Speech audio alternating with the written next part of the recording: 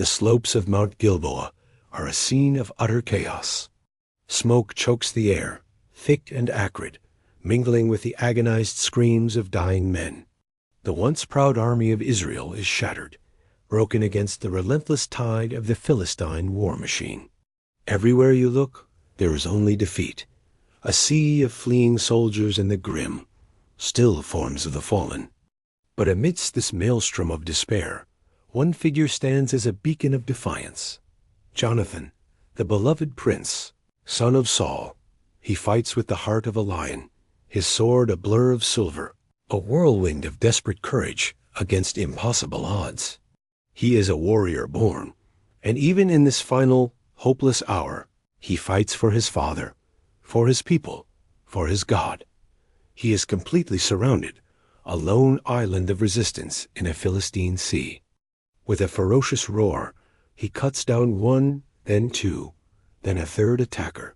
His movements a deadly dance he has practiced since boyhood. But the enemy is a hydra. For every head he severs, two more appear. His strength is waning, his breath coming in ragged gasps. And then it happens. A high whistling sound cuts through the din of battle. An arrow, loosed from a distant bow, finds its mark. It strikes Jonathan, a cruel, piercing bite. His eyes widen, a look of shocked surprise crossing his face. The strength drains from his limbs, his sword suddenly impossibly heavy. He stumbles, falling to his knees, and then pitches forward onto the blood-soaked earth. He is gone. A raw, guttural scream rips through the air, a sound of pure, unadulterated anguish. Jonathan! It is the voice of King Saul. He has seen it all. He has watched his firstborn, his hope, his beloved son, fall. A father's worst nightmare, eyes before his very eyes. Blind with grief and rage, Saul tries to surge forward, to carve a path through the enemy ranks to reach his son's side. He has to get to him, to hold him one last time, to see if there is any life left, but it's hopeless. The Philistine lines are too thick, a wall of bronze and iron. He is cut off, forced back, a king powerless to even reach his own child. As he struggles, his royal armor and his towering height make him an unmissable target. On a ridge above, a unit of Philistine archers spots him. An officer bellows an order, pointing. "The king! Shoot the king!" In an instant, the sky darkens as a volley of arrows arcs testicule. They rain down upon Saul, a deadly hissing storm. The first arrow slams into his shoulder, the impact spinning him around. Pain, white-hot and immediate, lances through him. He staggers, but before he can even regain his balance, another arrow embeds itself in his leg. His knee buckles, and he crashes to the ground, his crown tumbling from his head and rolling in the dirt. Lying wounded on the battlefield, Saul pushes himself up, his body screaming in protest. He looks around, his vision blurred by pain and tears. The sight that greets him is one of complete and total desolation. His army, the army he led to so many victories in his youth, is in full flight. They are a panicked mob, scrambling for their lives, abandoning their king, their standards, and their honor. The ground is a carpet of the dead and dying, a gruesome testament to the scale of the disaster. He searches the faces of the fallen, and his heart shatters anew. He sees the bodies of his other sons, Abinadab and Malchishua, cut down in the fray. All of them. All his sons gone in a single day. The Philistines are closing in, their victory cries echoing like a death knell. They are moving methodically, finishing off the wounded, their taunts and jeers growing louder as they draw nearer. Saul knows his time is short. He is a wounded lion, surrounded by hyenas, his reign, his dynasty, his very life over. The weight of his failure, the crushing grief for his sons, and the agony of his wounds press down on him, an unbearable burden.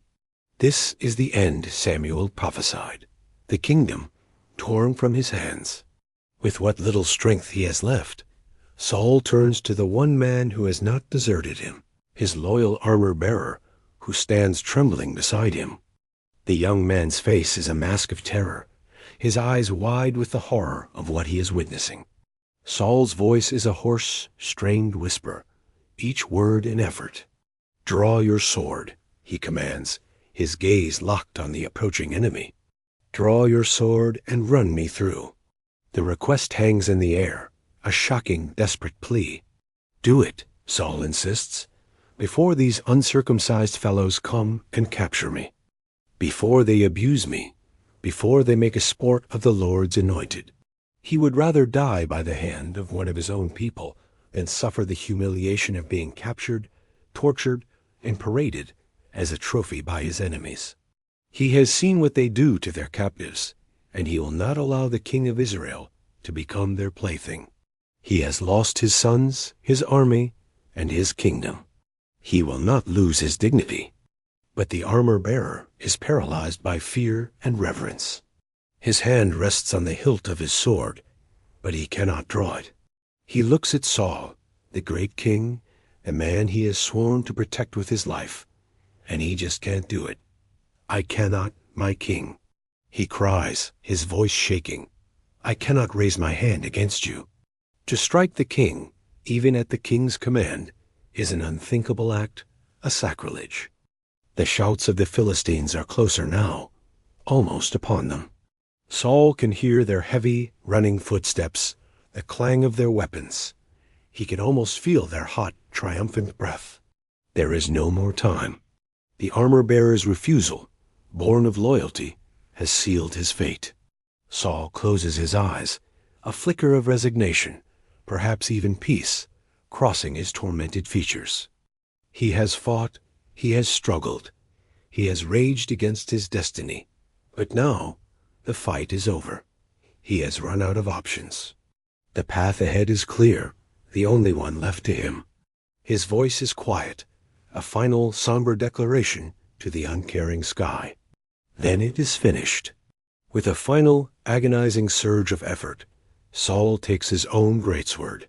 He finds a patch of solid ground amidst the carnage and firmly plants the hilt into the earth, positioning the long, sharp blade so the point is angled upwards, aimed at his own heart. For a moment he pauses, a tragic, colossal figure silhouetted against a sky black with smoke. He gives one last thought to his lost sons, to the kingdom he is leaving behind, to the young shepherd boy who will now take his place. Then, with a final desperate cry, he lets his body fall forward. He falls upon his own sword. The blade pierces him, and the life of Israel's first king ebbs away onto the bloody soil of Mount Gilboa. The tragic king is dead. The prophecy is fulfilled. One chapter closes, and the stage is now set for another to begin. The scene shifts back to Ziklag, David's camp. The air is thick with anxiety. David paces, his eyes fixed on the horizon, waiting for any news from the battlefront. Days have passed in agonizing silence. Suddenly, a figure appears, a lone man running frantically from the direction of the battle. As he gets closer, David can see his clothes are torn, and his head is covered in dust signs of mourning and disaster. The man stumbles into the camp, collapsing at David's feet, exhausted and breathless. He gasps, "I have escaped from the camp of Israel." His words hang in the air, a chilling premonition. David rushes to him, his heart pounding in his chest. "How did things go?" he demands, his voice urgent. "Tell me quickly." The messenger lifts his head, his face a mask of despair. "The people fled from the battle," he says, his voice hollow. "Many have fallen and died."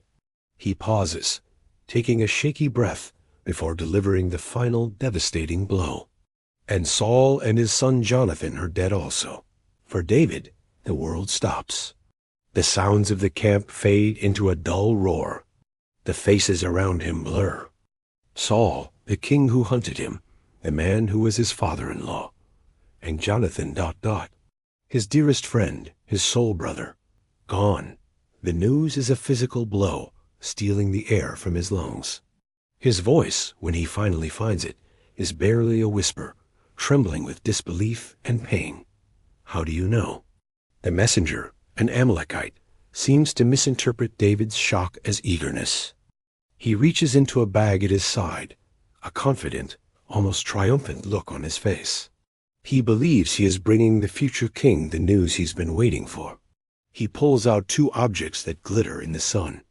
"I happened to be on Mount Gilboa," he begins, launching into his story.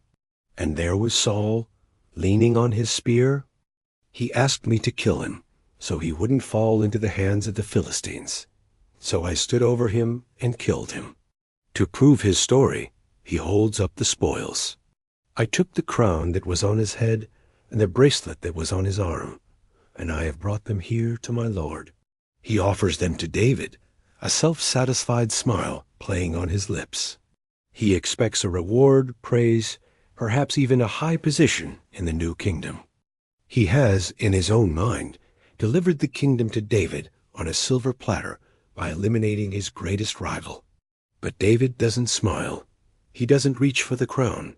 He stares at the royal insignia, the symbols of the monarchy, and all he sees is the tragic end of Israel's first king and the loss of his beloved friend.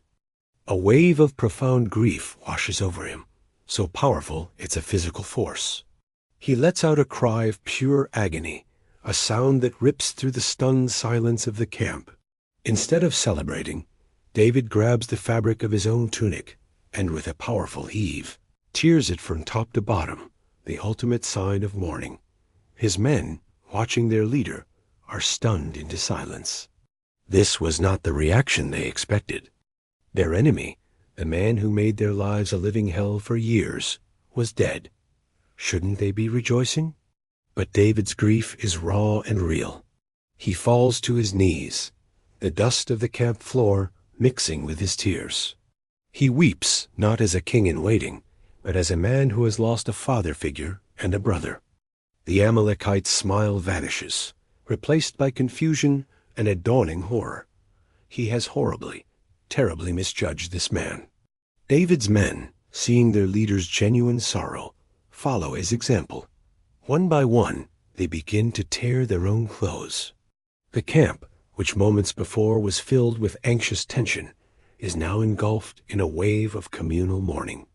They don't just mourn for Saul or Jonathan, who many of them never knew. They mourn with their leader. They share in his pain. Through his tears, David looks at the Amalekite, and his grief begins to curdle into a cold, righteous anger.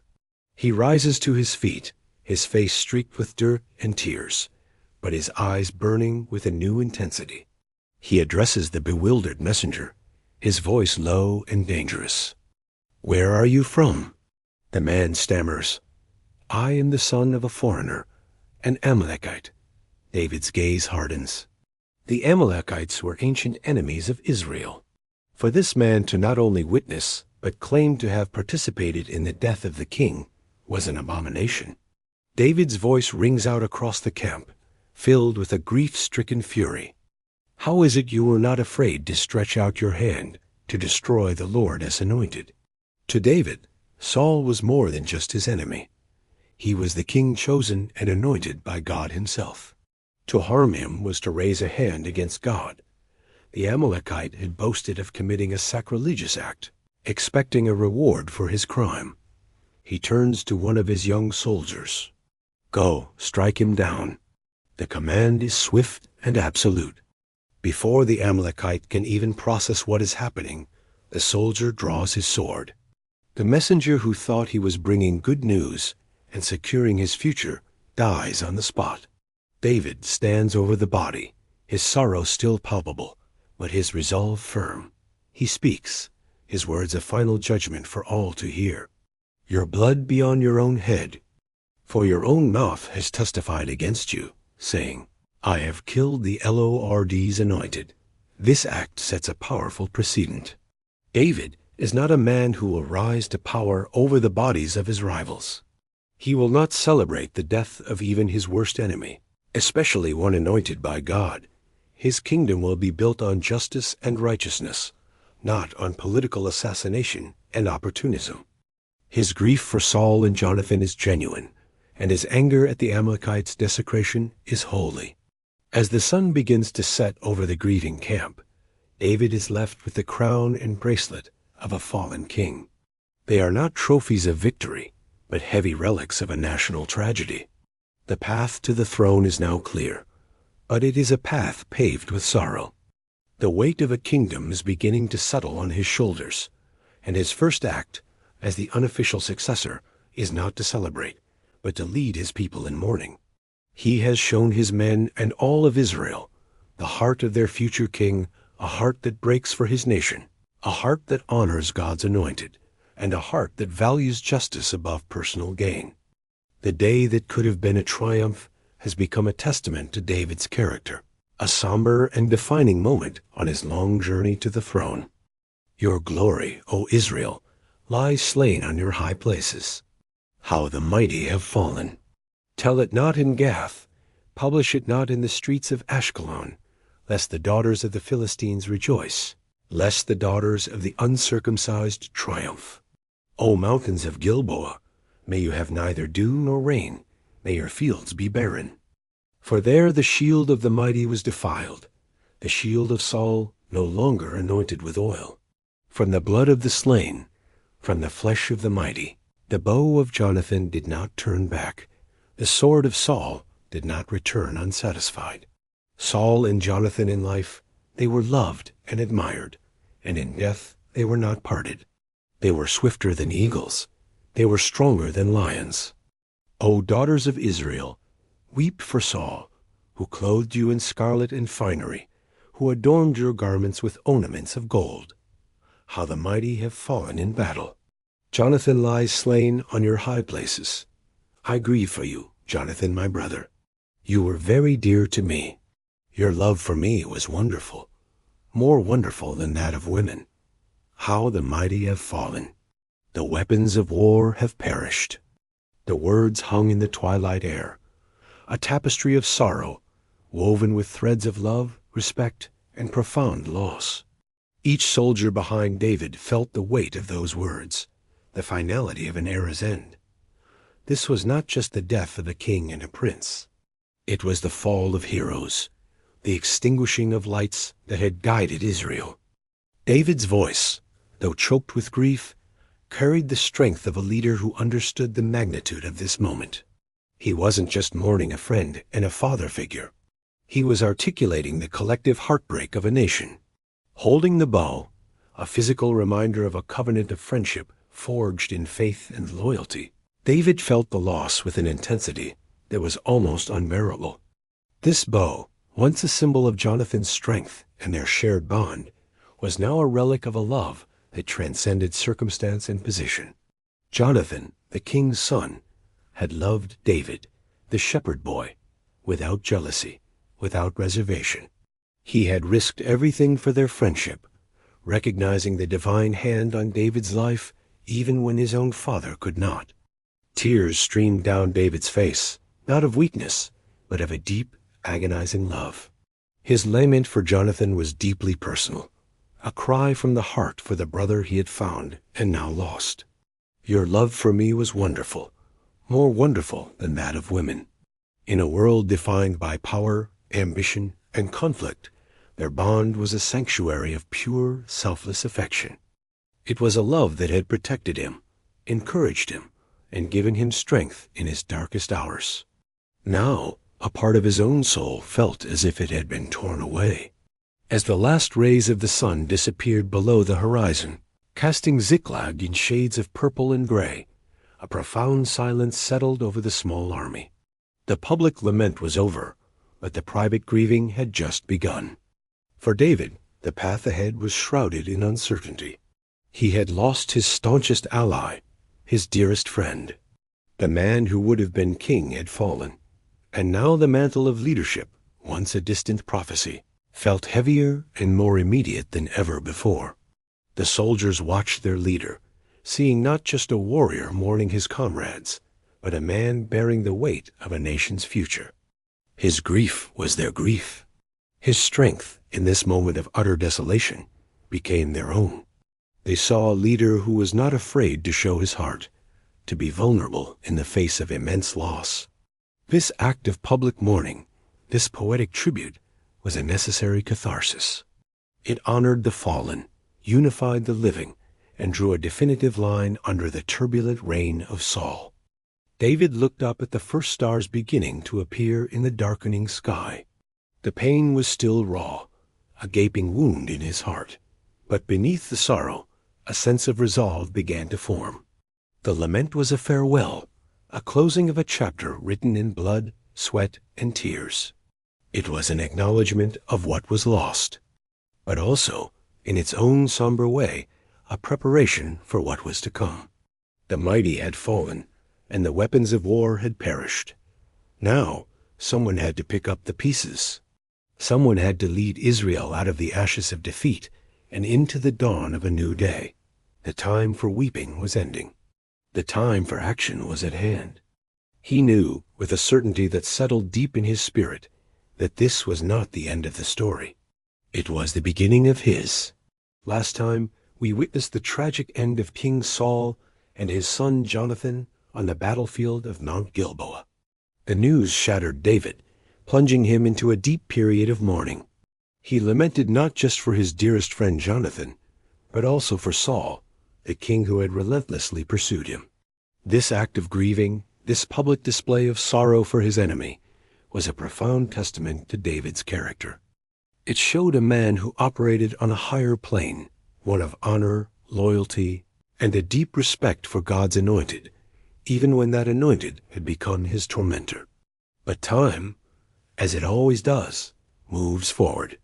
The tears dry, the period of mourning concludes, and the future of a nation hangs in the balance.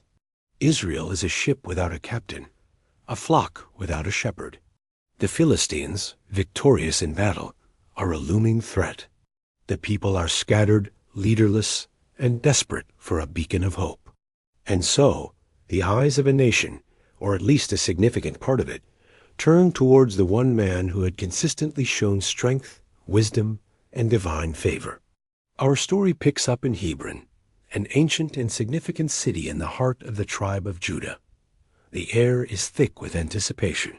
The sun beats down on a massive crowd that is gathered, their faces a mixture of hope, uncertainty, and expectation.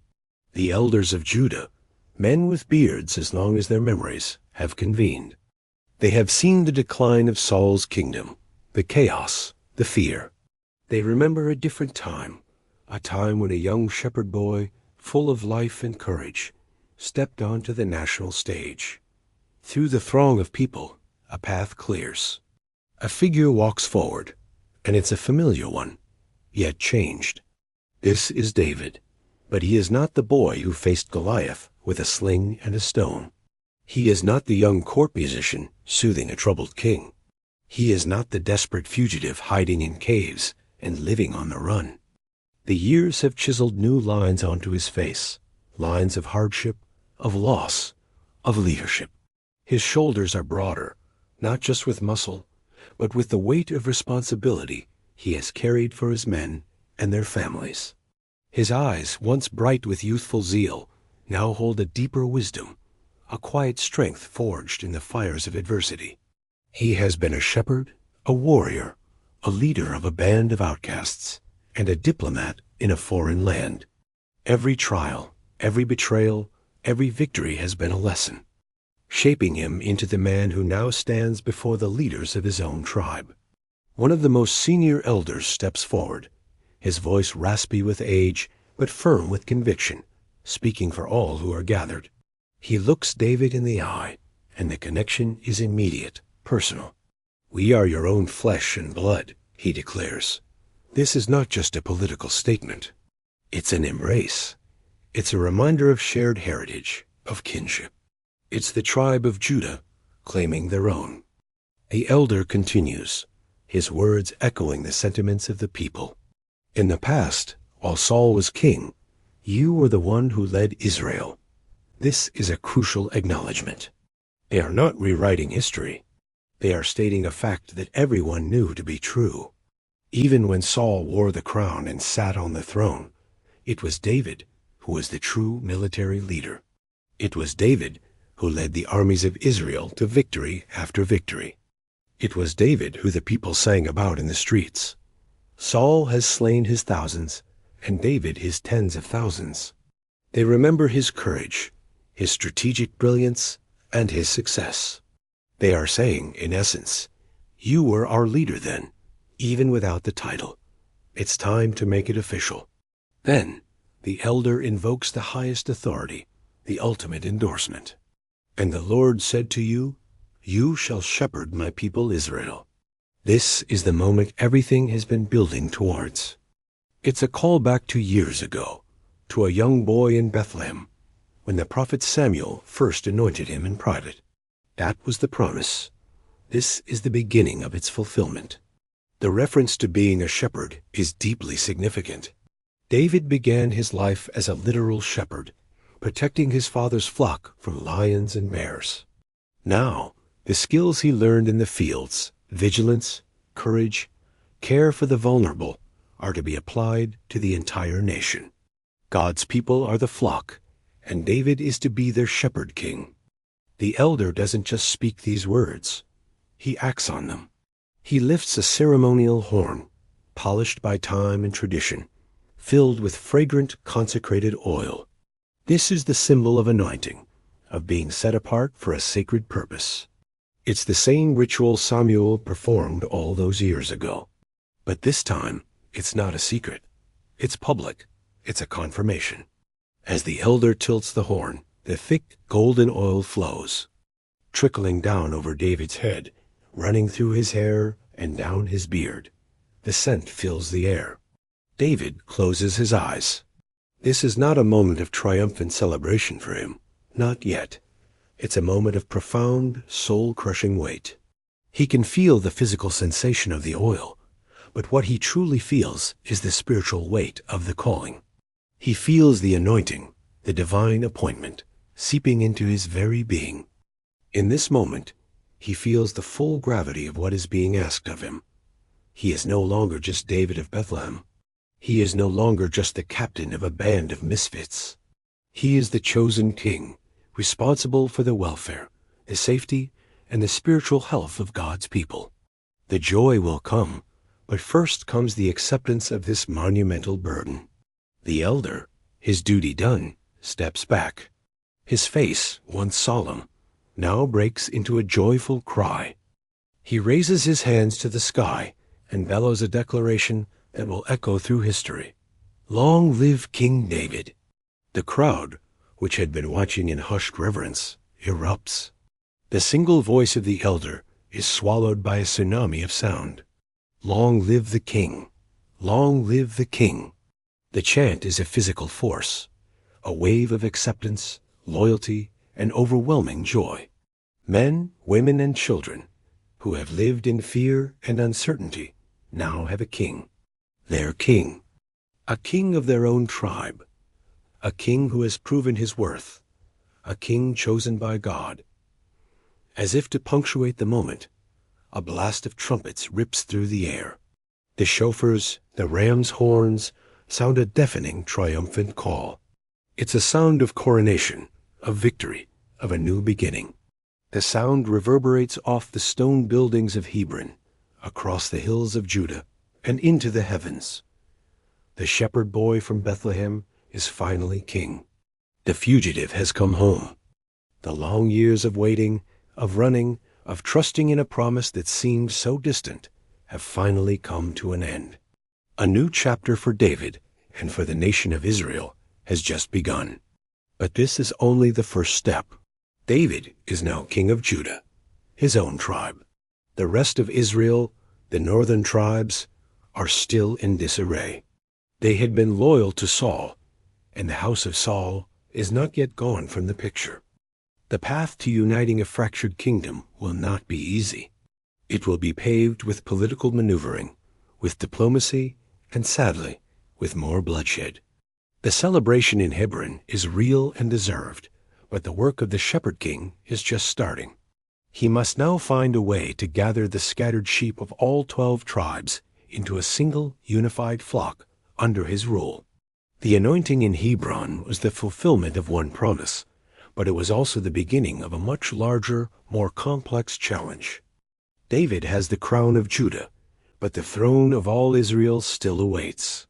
The forces loyal to the old regime will not simply fade away, and a rival king will soon emerge, leading to a long and painful civil war that will test David's leadership, his patience, and his faith in God's ultimate plan. The joy of this moment is a foundation, but the house of Israel is yet to be built. Many years have passed. We're high on a balcony, overlooking a magnificent city glowing in the cool night. A man stands here, gazing at the sprawling lights below. This is David, no longer a shepherd boy, no longer a fugitive hiding in caves. He is a king, wearing a royal crown and splendid robes. He looks every bit the part, majestic, powerful, a ruler. But as he looks down at his own hands, he sees more than just a king's hands. He sees the calloused skin of a shepherd who once held a simple staff. He remembers the feel of a harp's strings beneath his fingertips, playing melodies for a troubled king. He can still sense the weight of a smooth stone in a sling, the one that changed his destiny forever. And he remembers the heavy hilt of a sword, a weapon he wielded not for glory, but for survival and for his people. He raises his eyes from his hands and looks up toward the endless tapestry of stars glittering in the dark sky. The same stars he watched over his father's sheep so long ago. A quiet peace settles over him, and the words of a song, his song, rise from his heart. He speaks them softly, a declaration to the heavens. The Lord is my shepherd, I shall not want. It's a truth that has carried him through every valley, every battle, every moment of fear and triumph. It's the anchor of his soul. From this vantage point, we can see the entire city of David, the fortress of Zion, now his home.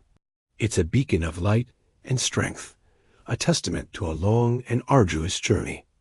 As we pull back, taking in the full grandeur of Jerusalem at night, his prayer continues, echoing the deep desire of his life. Surely goodness and mercy shall follow me all the days of my life, and I will dwell in the house of the Lord forever. This isn't just a wish. It's a profound statement of faith, a commitment forged in the wilderness and fulfilled in the palace. This is the man who stared down a lion to protect a single sheep.